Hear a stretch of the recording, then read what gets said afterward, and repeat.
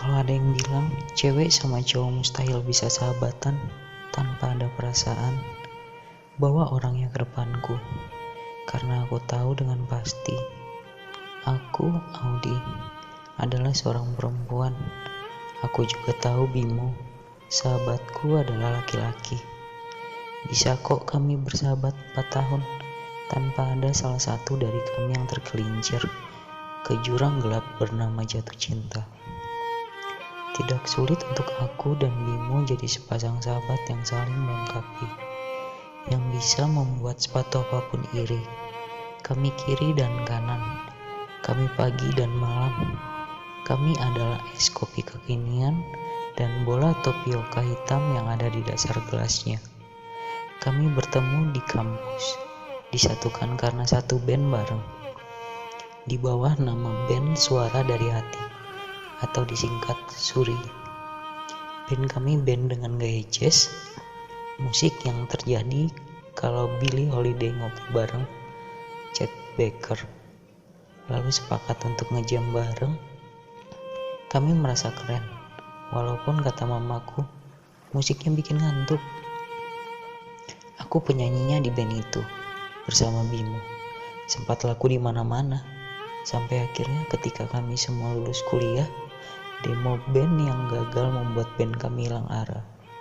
Label gak ada yang mau, jualan sendiri gak ada yang beli, panggung makin sedikit. Kami mulai jarang latihan karena masing-masing sibuk kerja.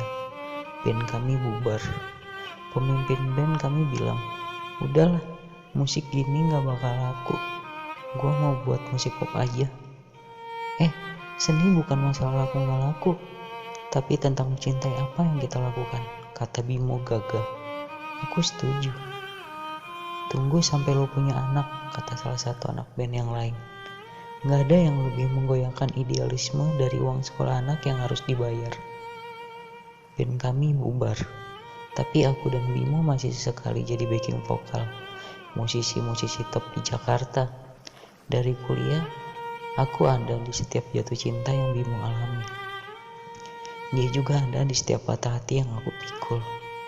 Bimo adalah orang yang pertama kali aku telepon ketika aku ingin curhat soal laki-laki yang meminta nomor teleponku di depan resepsionis Celebrity Fitness.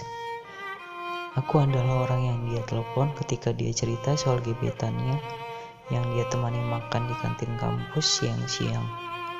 Bedanya, saat ini Bimo tidak punya siapa-siapa. Aku punya David. Pacarku selama 17 bulan ini, David, juga kenal baik dengan Bimo. Untungnya aku punya pacar yang pengertian, tidak seperti cowok lain yang melarang pacarnya tetap berteman dengan sahabat cowoknya.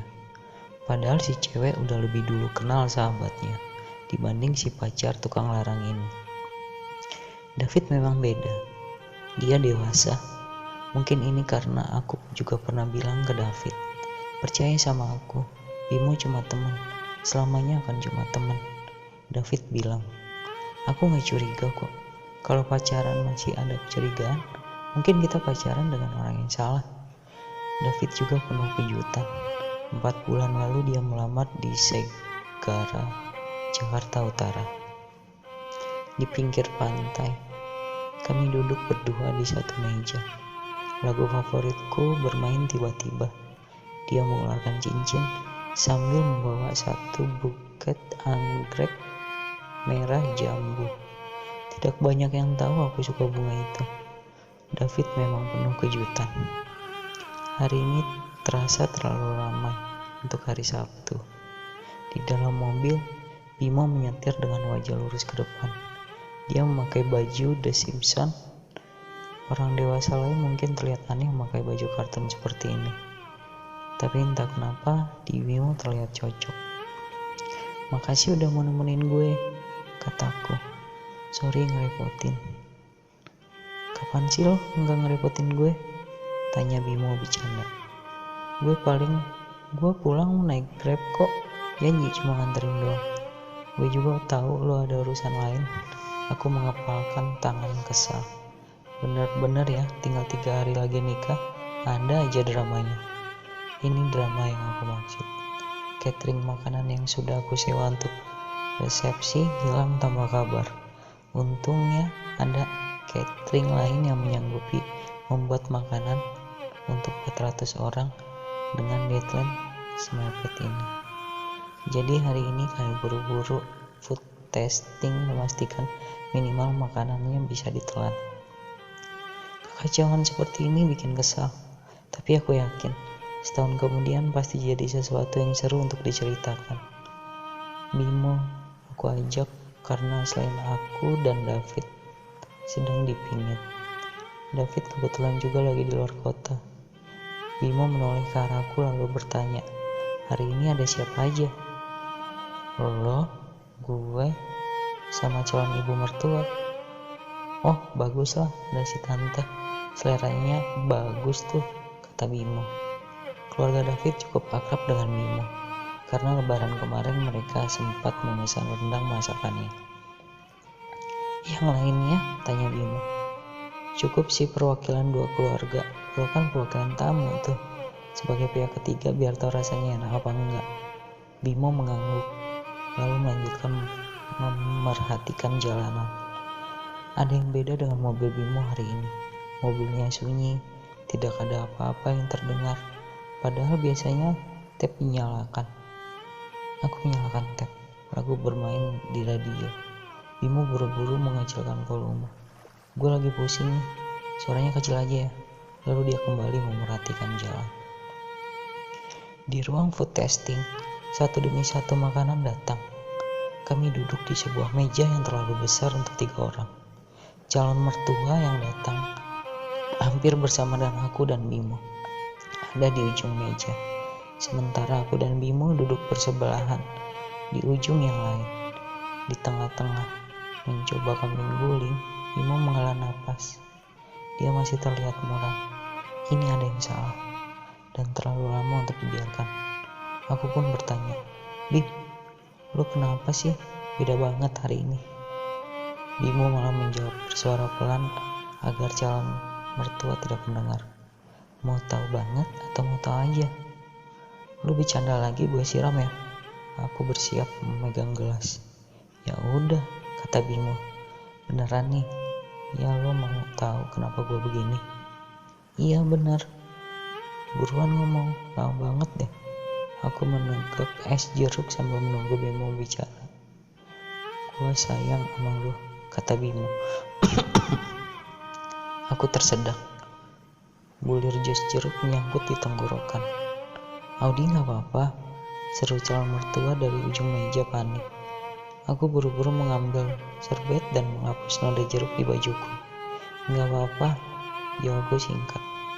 Kok sampai kesel sih?" tanya Bimo. Ini air putih." Aku berusaha tenang. "Enggak, gue salah dengar tadi. Gue pikir lo bilang gue sayang lo. Lo ngomong apa sih tadi?" Aku menenggak air putih untuk membasuh bulir jeruk yang nyangkut. "Gue sayang sama lo," kata Bimo lagi. Kali ini aku tersedak lumayan dahsyat, sampai ada air keluar dari lubang hidung kanan. "Astaga, Audi." "Duh, gak apa-apa," tanya calon mertua. "Gelasnya kegedean nih," kataku mencari alasan. Calon mertua terlihat panik. "Iya nih, duh, mas ini mas. Ini nanti pas resepsi pakai gelas dari sini nggak? Gelasnya bisa dikecilin nggak?" Si pelayan terlihat panik menjawab pertanyaan dari calon mertua. Aku melotot ke arah Bimo, setengah berbisik. "Lo bercanda apa gimana sih?" "Gue serius," kata Bimo singkat. Aku semakin melotot. "Hah? Lo sayang sama gue? Lo gila apa bego sih? Pilih salah satu aja, jangan semuanya. Kita kan udah bahas ini dulu 4 tahun yang lalu. Kita bilang kita bakalan best friend forever, iya kan? Kenapa lo tiba-tiba gini?" "Iya, itu kan 4 tahun yang lalu. Terus gue begini sekarang," kata Bimo. "Kenapa lo jadi sayang sama gue, Bim? Kok bisa-bisanya lo begitu?" "Audi," Bimo terlihat bengong. "Gue gak bisa ngatur hati gue maunya kemana. Dia maunya lo. Gimana dong?" "Gimana dong?" tanya aku. "Iya gimana dong?" tanya Bimo balik. "Bim, kenapa ini jadi tanggung jawab gue? Kenapa Kayak lo udah nabrakin mobil ke warung, terus warungnya hancur, terus lo bilang ke ibu warungnya, gimana dong? Ya lo yang punya perasaan, lo yang ngurusin sendiri lah. Aku semakin kesal. Nah ini gue makanya bilang ke lo, yang gak di food testing nih kan gue dong, gak pas satu meja sama calon mertua gue dong. Bimo menggeleng, ya maaf deh, di YouTube gak ada video tutorial uninstall perasaan ke sahabat sendiri. Aku berkata keras, asem lo. Calon mertua melihat ke arah kami. Ada apa Udi? Ada yang asam? Ini tante, kataku. Kok agak asam ya sate kambingnya? Calon mertua melotot, hah? Yang bener? Astaga, mas ini kok asam ya? Aku menepuk jidat. Kita keluar aja, kataku kepada Bim. Aku lalu pamit kepada calon mertuaku sambil menarik lengan baju Bimo menuntunnya ke luar ruangan dari ruang makanan. Aku dan Bimo berdiri berhadapan di depan mobilnya di parkiran. Aku masih tidak menduga Bimo mengatakan hal seperti itu kepadaku. Lu balik deh sekarang, beneran. Lu maunya apa? Dengan ngomong kayak gitu, lu mau apa? Gua cuma mau lu tahu, kata Bimo. Itu doang kok. Aku menggaruk kepalaku dengan frustasi. Sejak kapan? Dari lama, dari 2 tahun yang lalu, dari band kita kelar. Gue gak tahu, perasaan itu datang pelan-pelan. Lalu tiba-tiba ini semua dimulai setelah kita nonton konser Naif di Istora. Tiketnya masih gue simpan. Lo gue anterin pulang di depan pagar. Gue anterin lo turun dari mobil. Gue ngeliat punggung lo buka pintu, masuk ke dalam rumah. Lalu gue ngerasa ada yang hilang. Apa yang ketinggalan? Handphone. Lo lah, Bimo terlihat kesal. Gue kehilangan lo. Lo turun dari mobil gue. Gue langsung kangen mau ketemu lo lagi. Itu yang bikin gue ngerasa ada yang ketinggalan. Hening. Gila lo ya. Aku mengusap-ngusap wajahku. Frustasi. Gue bangga banget sama ini lo. Padahal ini yang kita punya. Gue gak tahu kalau diam-diam lo jadi suka sama gue. Gue gak tahu. Gue gak nyadar kenapa waktu itu di Alfamart gue tiba-tiba beliin coklat. Gue bilang ini biar semangat ngerjain tugas kantor. Ya gue pikir lo baik, kataku jujur.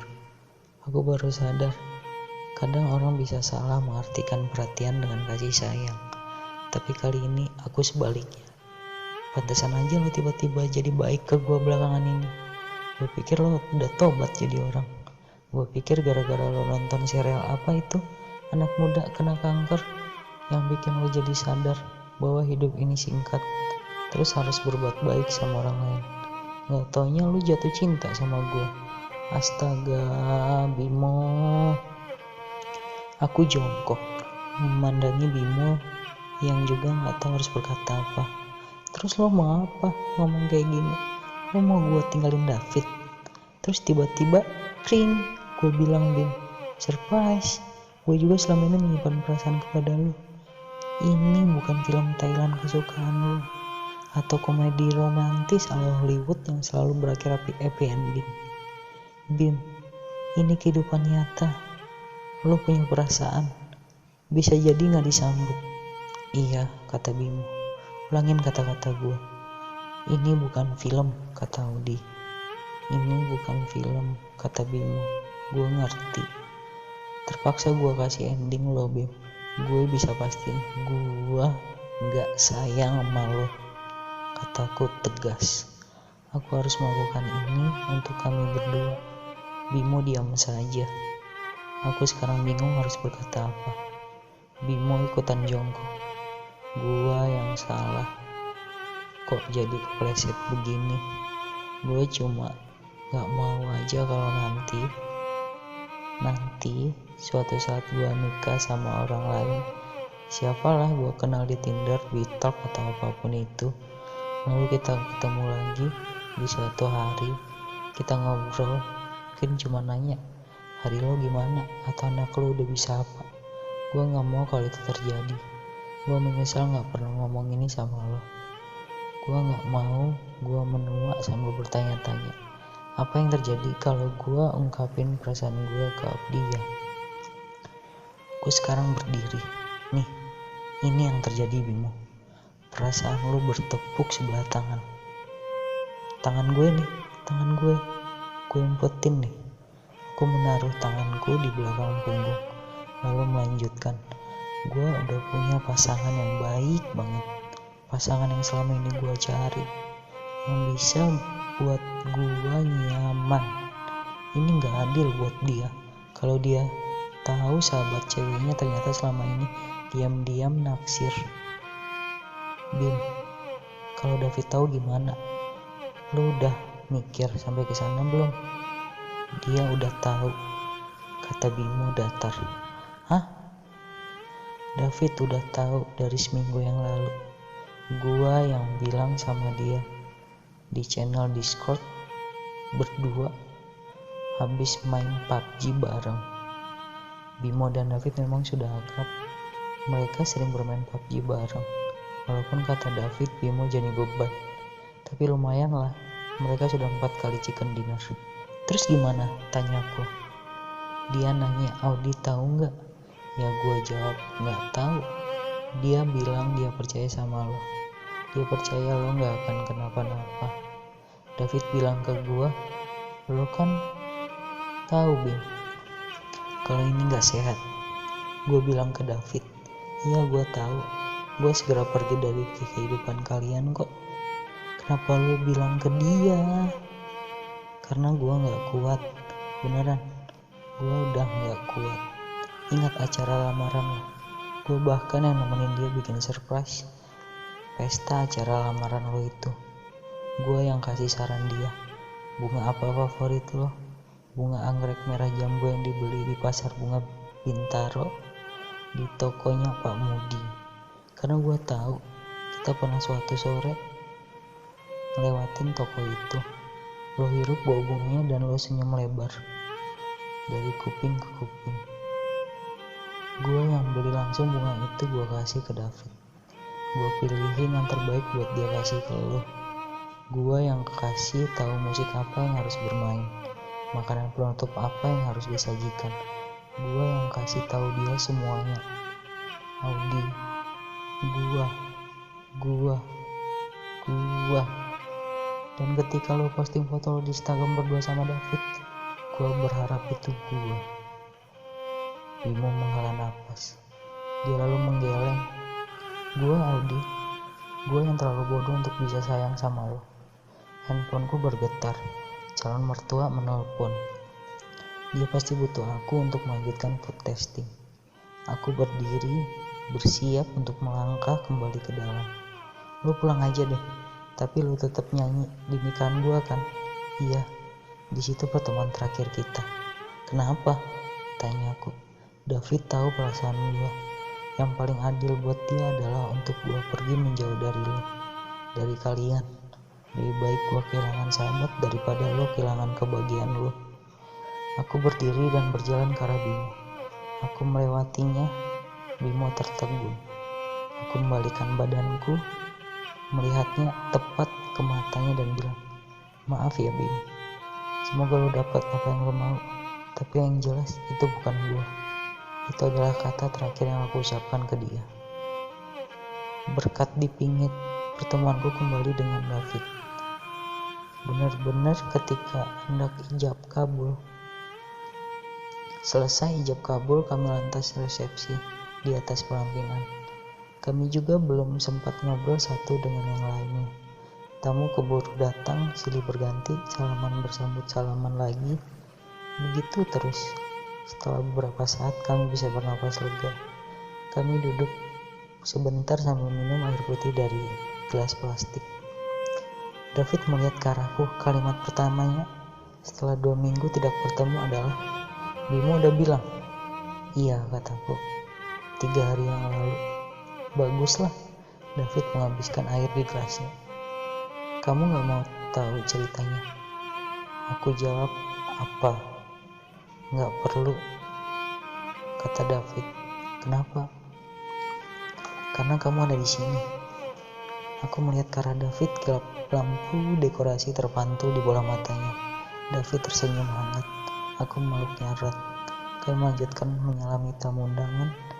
Tidak beberapa lama kemudian, bersama wedding band, Bimo bernyanyi di atas panggung. Dia bilang ke tamu undangan, dia mau menyumbangkan sebuah nyanyian, sebuah lagu cinta tentang cinta yang bertepuk sebelah tangan. Aku melihat ke arah David dan berkata, kalau kamu nggak nyaman, aku bisa bilang ke WO, aku minta dia berhenti bernyanyi. Biarin dia nyanyi, nggak apa-apa. David tersenyum. Hari ini dia bisa bernyanyi buat kamu. Tapi mulai besok aku bisa bernyanyi setiap pagi, setiap bangun tidur, untuk kamu, dengan suara yang jelek, lebih jelek, tentu saja. Aku tertawa. David, kamu adalah bukti mimpi bisa menjadi kenyataan. Bimo bernyanyi dengan nada-nada yang indah. Begitu indahnya, sampai beberapa orang yang sedang mengantri kambing guling berhenti untuk mendengarkan sejenak. Mereka yang datang berpasangan saling meluk satu dengan yang lainnya. Tangan Bimo menggenggam mikrofon erat. Aku menggenggam tangan David erat. David kembali melihatku dan berkata, kayak di film ya. Aku nggak nyangka kita berakhir di sini juga. Pacaran 17 bulan, mencoba memahami satu sama yang lain, mencoba memenangkan hati orang tuamu, ternyata berakhir dengan manis, berakhir happy ending. Aku mengangguk. Sayup-sayup masih terdengar suara Bimo. Tidak seperti film. Kehidupan nyata bisa punya ending yang berbeda.